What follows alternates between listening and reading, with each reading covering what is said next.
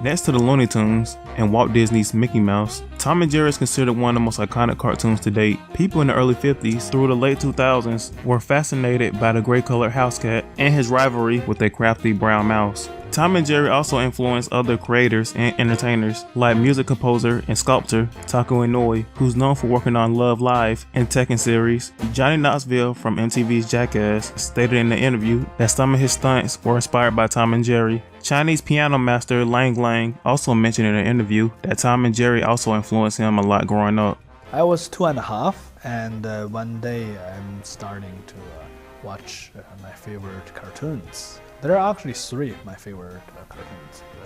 The first one is Monkey King, which is kind of a character from China and kind of really cool kung fu monkey. and then Tom and Jerry and the Transformers. And very interesting enough, that time, all those cartoons has a background classical music style or classical Chinese folk music style. So in a way that in Tom and Jerry, there's one episode called the Cat Hunter. So basically they played Liszt Hungarian Rhapsody No. 2. And unfortunately I didn't know who Liszt was that time, but I certainly know that Tom did a great job.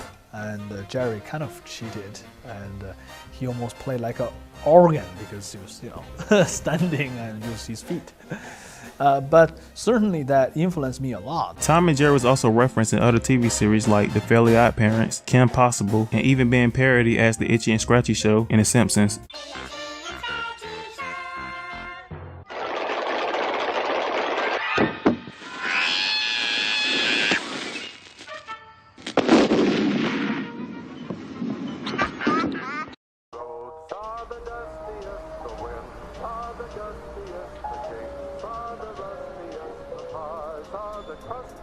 In the 1930s, during the Great Depression, after losing his construction engineering job, William Hanna was able to land a job working for the Harman and Eisen animation studio. Hanna already had a talent for drawing and even worked at the art studio creating title cards for motion pictures in one of his past jobs.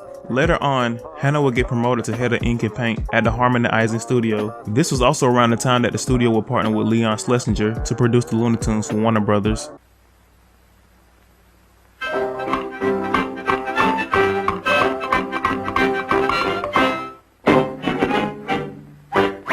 In 1933, Harman and Eisen chose to break off their partnership from Schlesinger over a budget dispute. Harman and Eisen began producing their very own cartoons for Metro-Goldwyn-Mayer, better known as MGM. Hanna was one of the few employees who went with Harman and Eisen to MGM after the split from Leon Schlesinger. This is where Hanna first met Joseph Barbera, who began working at MGM as an animator and storyman after recently leaving another animation studio, since MGM paid a higher salary.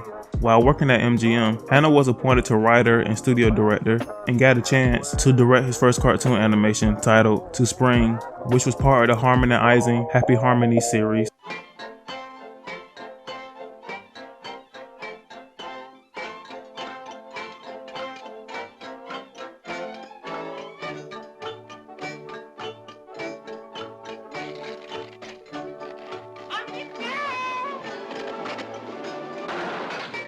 Unfortunately, most of the cartoon shorts produced through Harman and Eisen didn't really leave any remarkable impressions. And also, the Happy Harmony series always ran over the spending budget it cost to produce these cartoon shorts. This caused MGM to eventually part ways with Harman and Eisen and start their very own animation studio in 1937. Hanna was among the first people MGM hired away from Harman Eisen to their new animation studio. Hanna served as a senior director on MGM's Captain and the Kids series in 1938.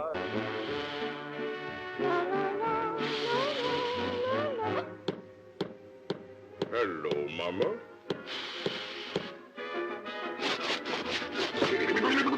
So, now start. Maybe now it gives business. Unfortunately, this series also didn't do well.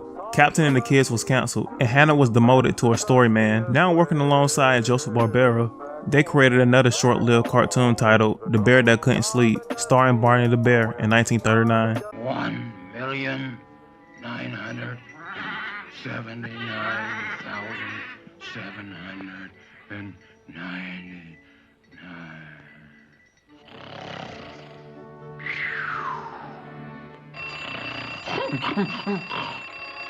The Barney the Bear cartoon wasn't really successful, but Hanna-Barbera realized while working together, they made a great team. Barbera's skills as a gag writer and sketch artist blended well with Hanna's gift for timing and story construction. After finishing the Barney Bear cartoon, Hanna and Barbera heard rumors that the MGM studio was on its last leg and might shut down soon. This is when Barbera suggested to Hanna that they should try to make the variant cartoon, since they weren't working on anything at the moment.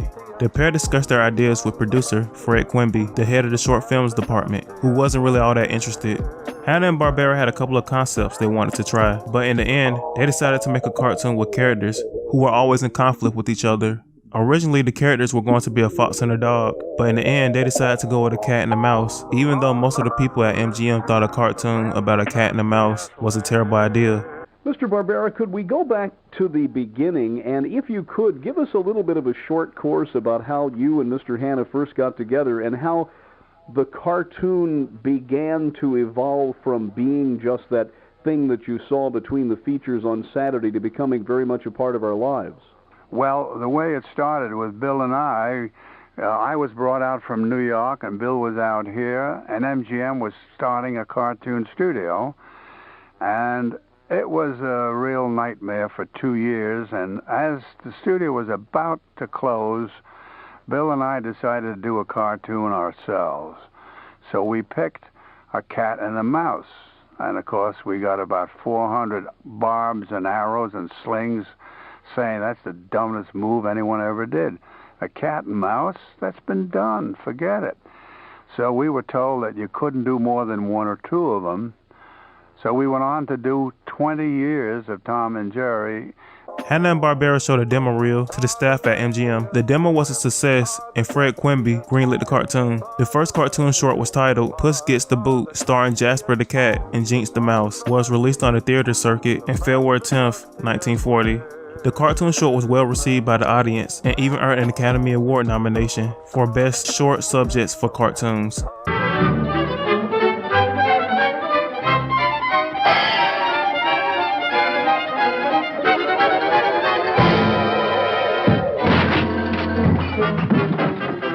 Despite how well the cartoon short was received, Fred Quimby told Hanna-Barbera he didn't want them to make any more cartoons about the cat and the mouse. He didn't want them to put all their eggs in one basket. But Quimby's attitude would soon change after receiving a letter from Texas businesswoman Bessa Short asking for more cartoons of that cat and mouse.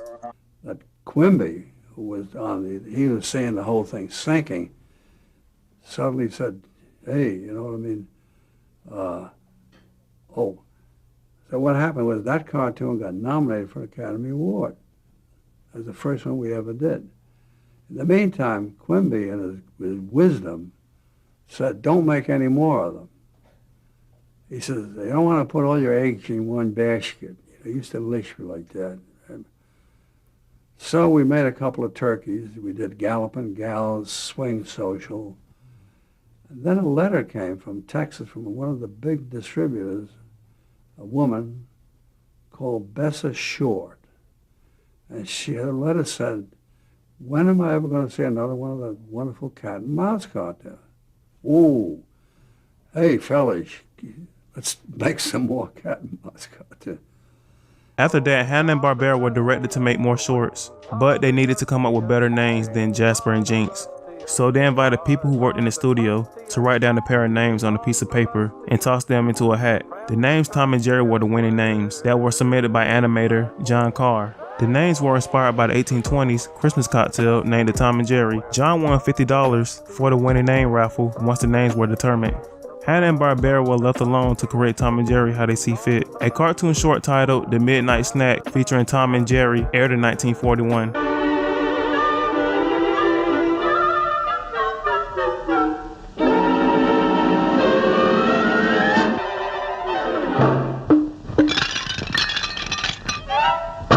The physical appearance of both Tom and Jerry evolved over the years. The series developed into a quicker, more energetic tone. Though the original theme of the series, the cat chase mouse formula, remained the same. Hanna-Barbera came up with many variations of this theme. The reason for Tom and Jerry not speaking was because Hanna-Barbera grew up in the silent film era, and Barbera was a fan of Charlie Chaplin. He also felt that a cat and a mouse really didn't need to speak, since the shorts revolves mostly around chasing gags.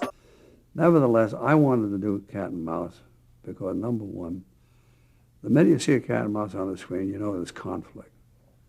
And you got chase. And I loved that whole idea. So we designed the cat and the mouse. And people were saying, oh, all those dumb ideas. I mean, where's the purple giraffe, and the pink hippopotamus? Take the most normal characters in the world and most establish a cat and a mouse. So we started doing it. I remember the sketches as I made them, as I sit here. I remember the first sketch was a close-up of a mouse running like crazy, full speed, eyes squinting, and his tail is off scene. And then you move the camera back and the cat is laying there with his finger on his tail. That was opening shot. The cartoon was called Puss Gets the Boot. And what we did was we shot those drawings, Bill timed them, and we shot them under the camera. Then most of the studio came in to see it, and they fell on the floor. I mean, the gags went over so great. There was no discussion about them not speaking. I mean, you see, first of all, I'm a big fan of Chaplin's, and everything I saw of him, most anything, was no voice.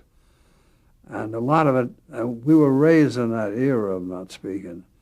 And also, I found out that with a cat and mouse, you really didn't have to speak, because that was chase all the time, gags and chase, Chaplin-esque type of gag. He was brilliant at it, Hanna-Barbera also credited Tess Avery for the fast-paced, unpredictable style Tess Avery was known for.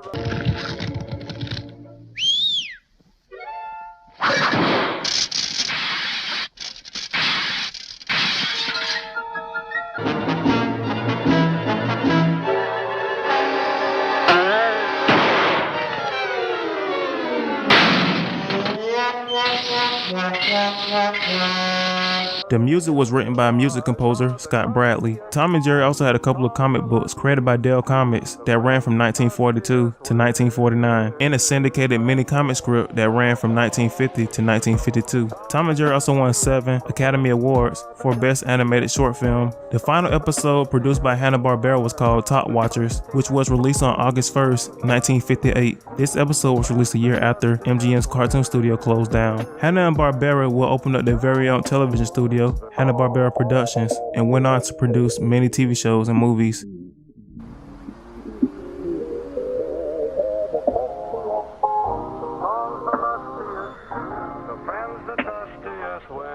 In the 1960s, MGM decided to revive Tom and Jerry, but this time, instead of producing the animation in-house, they outsourced a European animation studio called Rembrandt Films, which was directed under Gene Deitch. The animation company was tasked with creating 13 new cartoon shorts, but was given half the spending budget MGM used for the original series.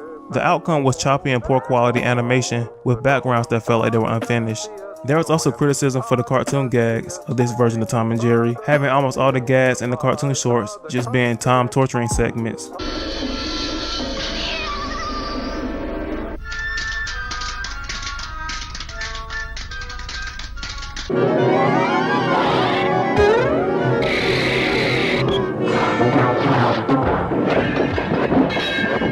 In an interview, Deitch explained he was working with a team from Czechoslovakia who never even seen the show, so it was hard for them to animate Tom and Jerry since they never even seen the original series. The first official release of Tom and Jerry for Czechoslovakia wasn't until 1988, and the reason for the poor quality animation was due to budget cuts. Plus, on top of this, Deitch wasn't even a fan of Tom and Jerry. He only worked on Tom and Jerry because he was picked to work on the show. Deitch went on to explain that he even got death threats from anonymous fans while working on the series. The final short created by Deitch was called Carmen Get It. It was released on December 21st, 1962. Looney Tunes writer and producer Chuck Jones and his animation studio, Sib Tower 12 Productions, would take over a year later. Jones incorporated the same dynamic he wrote for the Roadrunner and Coyote in his version of Tom and Jerry. Jones also gave Tom thicker eyebrows, sharper ears, and a longer tail. He gave Jerry bigger ears and cuter facial expressions. This was also right around the time Tom and Jerry had a global release in other countries. Since Tom and Jerry isn't very dialogue heavy, the series was pretty easy to translate to other languages. Tom and Jerry began airing on TV in the US and Japan in 1965, as well as Germany, Southeast Asia, the Middle East, Latin America, America and Eastern Europe. Jones would work on Tom and Jerry until 1966. His last short was titled Perchance to Dream, aired on September 8, 1967. Jones would continue to work on different animation shorts for MGM until MGM closed their animation division in the 1970s. Reruns of Tom and Jerry would air on CBS on Sundays until September 17, 1972.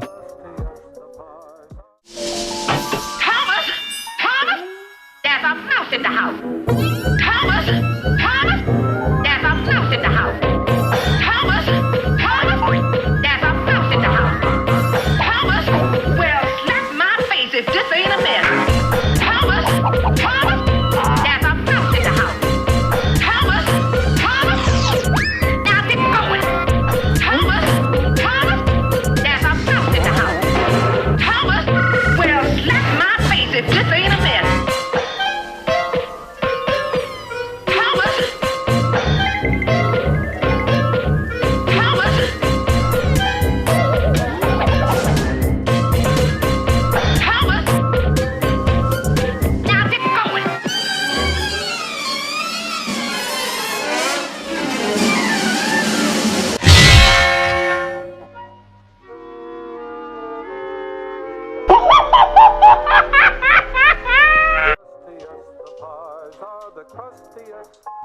In 1975, Hanna-Barbera Studios would acquire the rights of Tom and Jerry from MGM. This time, they created a non-violent version of Tom and Jerry titled The Tom and Jerry Show. In this version of the series, Tom and Jerry are friends instead of rivals, and Jerry is now wearing a red bow tie. The violent nature of the show was cut down due to ABC's rule against violence in children's media. Each episode shows the pair going on different adventures with each other and competing in some sort of competition. The first episode aired on ABC in September 6, 1975, and would continue to run on ABC until September 3rd, 1977. Tom and Jerry didn't get a new series until the 1980s. The new series was called The Tom and Jerry Comedy Show. This series brought back the chasing format that was in the original series.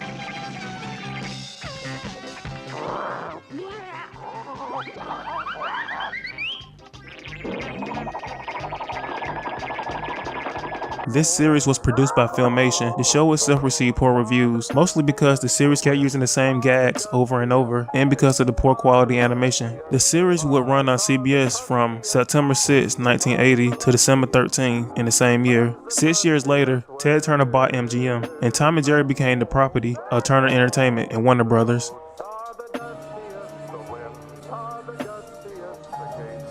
In the early 90s, we were introduced to a younger version of Tom and Jerry. The series was called Tom and Jerry Kids. This series was a part of Hanna-Barbera's latest trend of making younger versions of their older shows, like the Flintstones Kids and a pup named Scooby-Doo. Tom and Jerry Kids originally aired on Fox Kids on September 8, 1990 to December 4, 1993.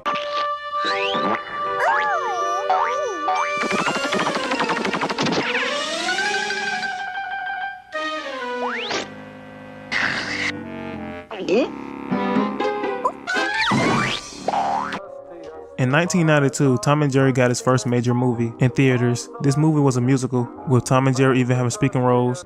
Well, sure I talk. What do you think I am, a dummy? You said it. I didn't. Hey, you little pipsqueak.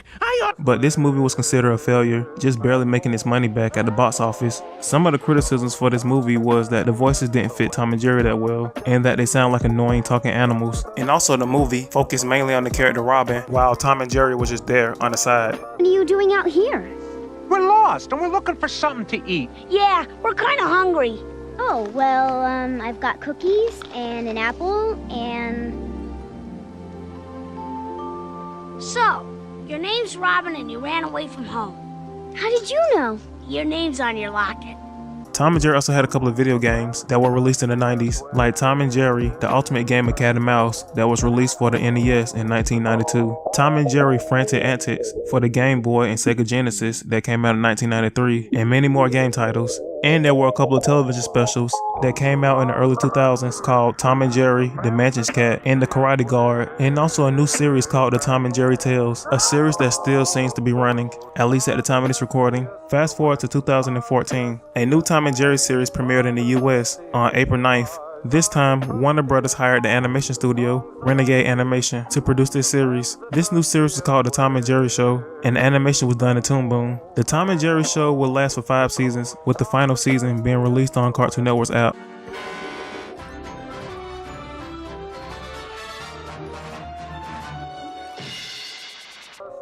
In February 2021, a live-action Tom and Jerry movie was released through multiple streaming services. Unfortunately, this movie was just bland. It felt like some boring Hallmark movie that featured Tom and Jerry, and Hit Girl was there for some reason. Tom, what are you doing in the lobby? Oh, I see you becoming the hunter, feeling the hunted. Yeah, there we go. Tracking the trail. Yeah, I used to love those little paws. The major problem that most Tom and Jerry movies have is, besides the movies The Fast and the Furry and Blast Off to Mars, Tom and Jerry were always treated as secondary characters in their own movies instead of the main attraction. I'm assuming the people who are tasked with writing a Tom and Jerry movie script have to find a way to fill out the time of the movie with other characters, since Tom and Jerry's whole dynamic is chasing the slapstick gags. There will probably never be another Tom and Jerry series that can match up with the original series or even the Chuck Jones series. The 2014 series tried, but hopefully one day we'll get a series that has the same passion as the original Tom and Jerry we all grew up watching. Only time will tell.